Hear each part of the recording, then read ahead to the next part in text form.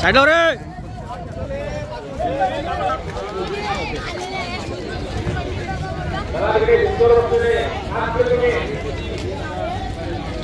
मी संतोष वामन शेलार, श्री गणेश मित्र मंडळ कोलेवाडा कल्याण विसर्जन पथक. हे आम्ही 20 वर्षापासून जेव्हापासून इथं घाट उभारणी झाले तेव्हापासून आम्ही विसर्जन करतोय. आमचा निर्विघ्न विसर्जन असतो, म्हणजे कोणालाही काही इजा नाही, काही नाही, ना भक्तांना ना आम्हाला. एकदम निर्विघ्नपणे आम्ही आमचं विसर्जन पार पडतो. पण हे विसर्जन कार्यक्रम पार पाडण्यादरम्यान आम्हाला कॉर्पोरेशन कडून कल्याण डोंबिवली महानगरपालिकेने 1 रुपयाचा कोणतेही मानधन अजूनपर्यंत भेटत नाही आणि नाही भेटले.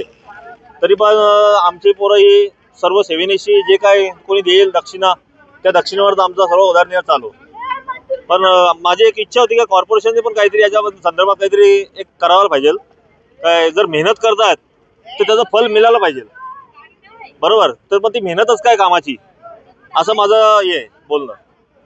तर याच्यामध्ये आपण जर थोडं प्रेशर टाकलं आपल्या मार्फत कॉर्पोरेशनवर, तर थोडं आमचं पण आम्हाला पण थोडं सहकार्य लाभेल.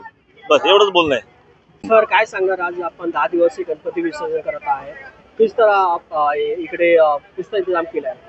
आज आपण इथं पाचवालकी दुर्गाडी घाटावरती आज अनंत चतुर्दशीच्या निमित्ताने 10व्या दिवसाचं गणपती विसर्जन आहे आणि या ठिकाणी प्रशासनाने सर्व सोयीसुविधा उपलब्ध करून दिलेल्या आहेत. आपला पोलीस बंदोबस्त या ठिकाणी आहे, त्याचप्रमाणे KDM कडून या ठिकाणी लाईटची व्यवस्था असेल, त्यानंतर मूर्ती विसर्जनाची व्यवस्था असेल, अशा सर्व प्रकारची व्यवस्था या ठिकाणी प्रशासनाने केलेली आहे.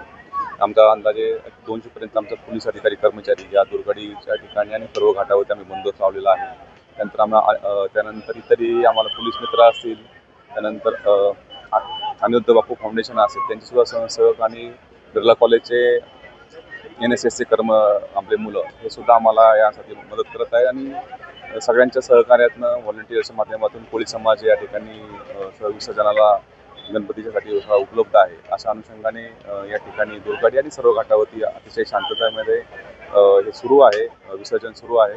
कोणत्याही प्रकारची अडचण नाही आहे.